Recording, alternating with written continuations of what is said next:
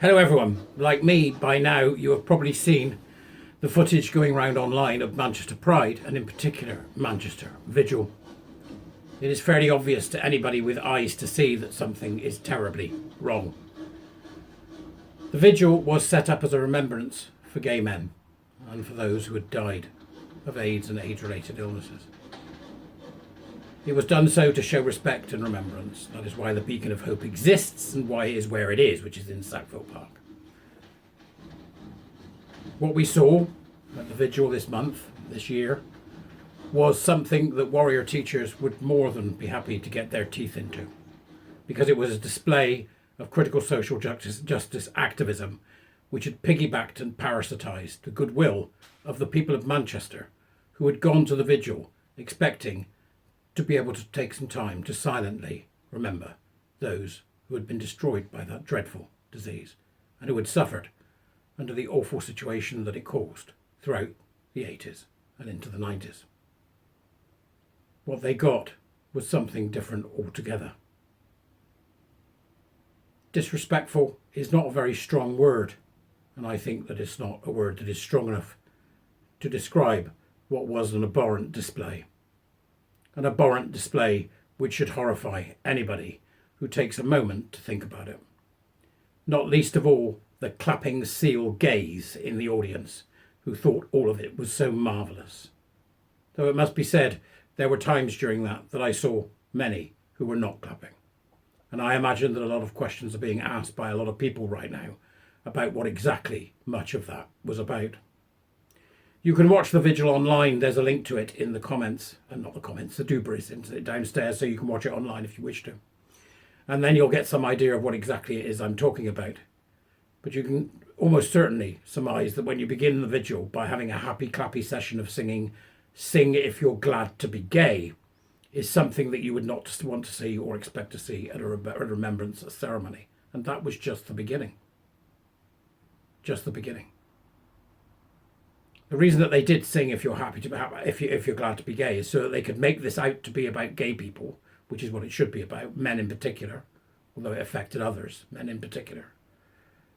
But they did that in order that they could then follow on with everything else being about queer and trans and hide it under the cloak of a vigil for gay men, predominantly gay men.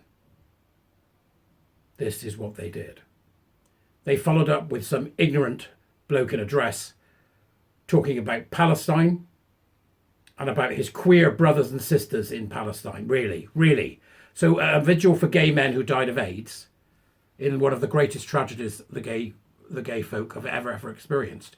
You've got a man in a dress still on stage talking about Palestine who would happily throw the gay men off the building. What were they thinking they were doing? This was followed up by a woman singing and talking and ranting about the fact that all the queer people of Section 28, and I can tell you, looking at that woman, she doesn't understand the first thing about Section 28, nor why it is not an idea that she should be able to steal to make it seem like she had some kind of hardship. She didn't have any hardship. Section 28 wasn't about that. Section 28 was a different thing altogether, and she understands little or nothing about it. And then to say that LGBTQ was about Section 28, Section 28 was about homosexuality. It had nothing to do with the cult. Nothing to do with the LGBT cult. And firmly, after watching yesterday's Vigil, that is what it is, a cult. The behaviour was cultish, at least. We then were presented with the most extraordinary thing that I think I've ever seen at an event that is purported to be put on for gays and lesbians. It's not, by the way, anything to do with gays and lesbians, in which they brought to the stage two deeply unwell children, both female, who they then made a declaration of their transness. They had to declare they were trans and then ask them exactly what they wanted from the future, in effect putting them on display in some strange propaganda that was designed to give force to their arguments for the dreadful belief systems of gender identity ideology and queer theory. They used those children, who I seriously believe are at risk. This is a safeguarding issue of the highest level. One was 15, the other was 16. and they were both obviously deeply unwell because they are girls who think they are male. You do not put people on the stage and celebrate that. And what they've done to those poor girls is they have cemented the lie of trans in their mind and done it while the ignorant, tight-ass club of the crowd made strange saluting marks and chanted. They have cemented a trans identity into vulnerable children, because it will be almost impossible for both of those girls to say, I've made a terrible mistake, once they get to be old enough to understand what exactly it is they're part of. Manchester Pride is culpable in the endangerment of children. It is not difficult to understand. Once that fiasco was over and those poor children were led off the stage, we were treated to a speech by this elderly or older woman, which was beyond the pale insane, let alone the fact the singer had previously said that everybody was CUNTs and that J.K. Rowling was useless. And then this woman gets up and says that George Galloway and Nigel Farage are homophobes.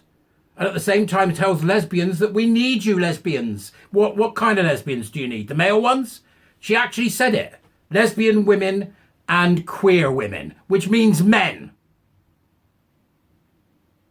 And then she had the absolute gall to say, we now ask you to light your candles. And like sheep, they lit their candles, but they did not light their candles to the memory of the gay men who died, who gave them the very privilege they have to be stood there.